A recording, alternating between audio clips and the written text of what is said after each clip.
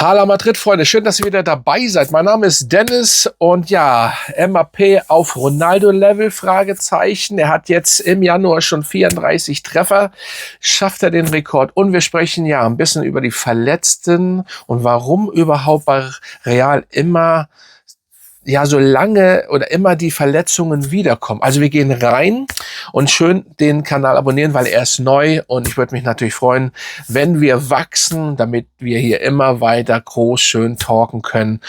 Und umso mehr dabei sind, umso mehr macht es natürlich auch Spaß, Freunde. So, Mbappé auf Ronaldo-Level. Er hat jetzt im Januar schon 34 Tore. Das heißt, er hat schon bald seinen alten Rekord von der letzten Saison oder beziehungsweise ersten Saison geknackt. Da fehlen nur noch 10 Treffer. Und der Ronaldo hat 59 geschafft in einer Saison. Schafft er es oder nicht? Ihr könnt ja schon mal in die Kommentare tippen, ob er es schafft und was ihr überhaupt von Mbappé haltet. Ich meine, ganz ehrlich, er schaut ja immer zu CR7 hoch. Für mich ist CR7 gleich mal vorweg und nicht, weil ich Real-Fan bin seit 30 Jahren. Nein, er ist einfach für mich der Beste ever. Wenn man sich überlegt, wie alt er ist und er spielt immer noch, wie fit er ist. Und er will ja auch gerade den Rekord 1000 Tore schaffen. Yes. Da sprechen wir auch noch mal ganz kurz drüber hier. Also schön dranbleiben. Weil, wie alt ist Mbappé? Und da sind noch ein, zwei andere Spieler.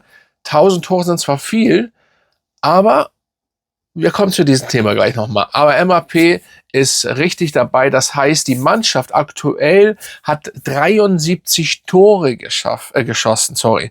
Davon hat Mbappé 34 gemacht. Ja, was will man mehr? Und am Anfang wurde sehr viel gehatet. Ja, der wird nichts, der schafft das da nicht. Ich habe immer gesagt, Leute, wartet doch mal ab. Das ist ein Weltklasse-Spieler. Ne? Vielleicht der Beste der Welt aktuell. Wenn man sich das alles so mal betrachtet, ne, ohne jetzt wieder die Real, ne, ich sehe das auch obwohl das hier ein Real Madrid Kanal ist, auch wenn ich über 30 Jahre Real Madrid Fan bin, sehe ich das auch trotzdem immer noch normal und aus anderer Sicht manchmal, um zu sehen, damit ich nicht die Brille aufhabe und sage, ja, er ist der Beste aller Zeiten, bla bla bla. Nein, da gibt's natürlich noch auch andere gute Spieler, aber wenn man das alles so sieht, was er da macht und so weiter und so fort, ist er und wie er mit dem Ball umgehen kann und alles funktioniert, ist das schon wahnsinnig. Und das hat er ja auch schon vorher gezeigt, bevor er zu uns gekommen ist. Darf man ja auch nicht vergessen. Und ich gehe davon aus, wenn, vor allen Dingen in dieser Saison, die sehr crazy ist und man weiß nicht, wie es endet, wenn die Saison so weiterläuft, wird er die 60 Tore schaffen. Bin ich ganz fest der Meinung. Die Saison ist noch lang und es gibt ja noch 4 Spiele, man rechnet ja alles. Und dementsprechend, ich bin auch der Meinung, dass er eventuell sogar die Champions League schaffen könnte, weil es gibt, da kommen wir ja gleich noch zu den Spielen, das hatte ich vergessen, Intro. Wir sprechen noch ganz kurz zu den Champions League Spielen, ganz kurz, das kommt eigentlich morgen. Und da ist aber 11 Treffer, wenn ich mich nicht ganz täusche, und 17 ist auch der Rekord von CR7. Und deswegen, ja, ich bin gespannt, obwohl in der Champions League, das sind noch ein paar Buden, ne, und es kommt jetzt noch ein Spiel, wir denken mal, wir sind weiter.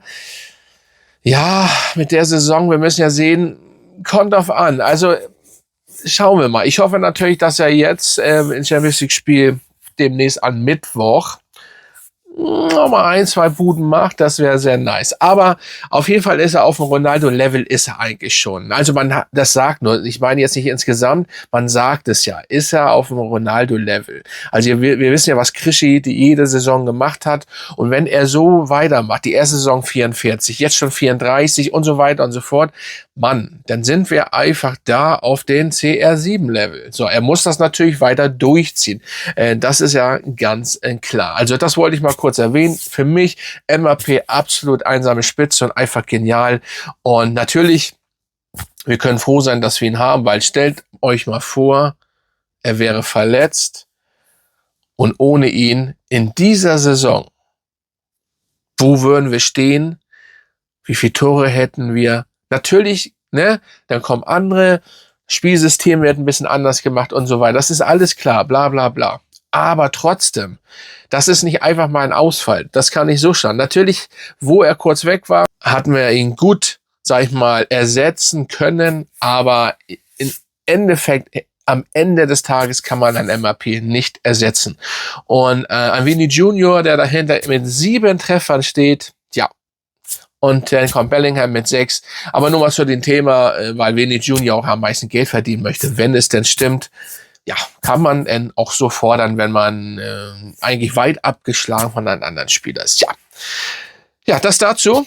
Jetzt mal kurz zu dem Verletzten. Ich weiß jetzt nicht, wo ich anfangen und aufhören soll, aber mir ist mal aufgefallen, könnt ihr ja auch mal kommentieren, dass bei Ronaldo, jetzt bin ich da noch drin, bei Real immer irgendwie die Verletzung immer wieder kommen und einfach nicht ausheilen. Es ist natürlich beim Innenbandriss etc. pp. Muss man aufpassen, alles klar. Aber ich hatte das ja schon in meinen letzten Videos mal angesprochen. Zum Beispiel in München beim FC Bayern war ja immer Wohlfahrt, der Chefarzt da, und wir wissen ja, was der konnte. Der konnte ja fast Hand auflegen und es war heil. Deswegen gehen so viele Fußballspieler von anderen Vereinen auch mal, oder es sind viele, die nach München fliegen zu Wohlfahrt. Und ich frage mich, ich weiß ja nicht, wie es ausschaut bei uns. Da bin ich nicht so drin, wer da hinfliegt oder nicht. Ich kann mir vorstellen, dass Alaba das aktuell nicht durfte oder macht, weil ganz ehrlich, ich kann mir nicht vorstellen, dass er in München so lange platt gewesen wäre oder fast gar nicht mehr spielen konnte. Und entweder holen wir manchmal Verletzte oder sie werden bei uns verletzt und kommen irgendwie überhaupt nicht mehr wirklich auf den Dampfer. Das gilt nicht für jeden, ne? Ich meine das nicht, ne? Dann wäre ja MAP und Co. Aber für viele, vor allen Dingen unsere Abwehr, die ja gar nicht mehr wirklich richtig, sag ich mal, ins Spiel, in die Form kommt und so weiter und so fort, finde ich ziemlich, ich frage mich das immer, was da gerade passiert, was unser Ärzte-Team dort macht und so weiter. Und ich will mich mal nicht so weit hinauslegen, das wird nicht das Beste. Wir sind zwar die beste, stärkste, größte Club der Welt, Hala Madrid, das ist einfach so, ne? Aber ich glaube nicht, dass wir das stärkste Ärzteteam haben, das Beste. Das auf jeden Fall nicht. Das sitzt in München und das läuft da sehr gut. Das ist seit Jahren läuft das da sehr gut. Ich meine, da passiert höchstens so, wenn da gar nichts mehr geht, geht da nichts mehr. Aber sonst, ich nehme immer das beste Beispiel Robben. Der war überall eigentlich nicht gerade, er war platt. Nur in München konnte er fast durchgehend spielen. Er hatte das auch erwähnt in einem Interview, dass er Wohlfahrt, wie heißt er eigentlich komplett? Wohlfahrt auf jeden Fall sehr dankbar ist, weil das kannte er so nicht. Er war einfach fit. Und ich denke mal einfach, da muss mal irgendwas passieren bei uns, weil dann haben wir da vielleicht die falschen Ärzte. Wie gesagt, ich will da nichts, aber ich meine, das fällt mir jetzt öfters auf, nicht nur diese Saison, sondern überhaupt. Und vielleicht bei Spielern, die allgemein gut fit sind, bei denen ist es nicht so, okay, das mag sein, dass sie gut ausheilen, etc. pp. Aber ich finde, es muss ein bisschen dort was passieren. Weil ganz ehrlich, so kann das ja nicht, das war ja letzte Saison schon und geht bis in die Saison. Ich schaue hier schon mal ich mache mir kurz ein Bild hier, wegen Champions League Thema gleich. Und das ist mir einfach, weiß ich nicht, das kann so nicht, da muss was sich ändern, weil sonst sind wir jedes Jahr platt mit Verletzung. Wenn man da, Asensio ist auch verletzt im Endeffekt. Der spielt nur, weil er sich reinwerft, weil die anderen da hinten nicht können. Obwohl er eigentlich auch 6 bis 8 Wochen pausieren müsste normalerweise mit ein Haarriss in Schienbein oder wo er das hat. Da müsste man 6 bis 8 Wochen ausfallen. Nein, er macht es nicht, weil er hinten helfen möchte. So. Ja, was sagt ihr dazu? Ihr könnt das ja mal unterschreiben. Also irgendwas läuft dort nicht richtig. So, eigentlich wollte ich das morgen machen. Vielleicht mache ich es auch morgen einmal ganz kurz. Also wie gesagt, wir haben sehr viel Verletzte. Benfica steht jetzt an Mittwoch, 21 Uhr.